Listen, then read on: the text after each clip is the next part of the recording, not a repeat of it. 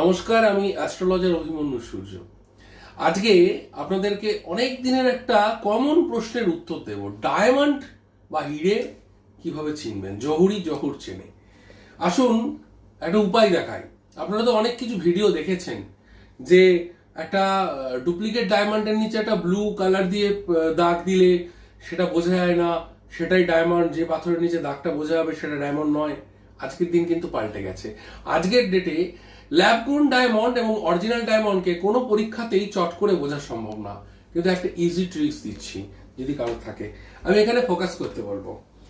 আমি ক্যামেরায় জানি না কতটা আসবে, দেখানোর চেষ্টা করব। যদি দেখা যায়, দেখুন এটা কিন্তু ল্যাব গ্রোন ডায়মন্ড।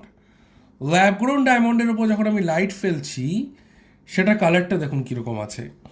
ঠিক প্যারালালি যখন কালারটা চেঞ্জ হচ্ছে, যখনই অরিজিনাল ডায়মন্ডের উপর আমি ফেলছি, দেখুন কালারটা কিন্তু চেঞ্জ হচ্ছে। দুটোর উপরে একসাথে লাইট মারছি, দেখুন বুঝতে পারছেন? এই যে ডায়মন্ডটা, এটা কিন্তু অরিজিনাল, একটু জ্বলছে দেখুন, হোয়াইট হয়ে জ্বলছে, আর এটা ন্যাচারাল কালারেরই আছে। যেটা ন্যাচারাল কালার আছে সেটা কিন্তু ডায়মন্ড নয়, মোসোনাইট। যেটা জ্বলছে এই যে এইদিকে, এটা কিন্তু রিয়েল ডায়মন্ড।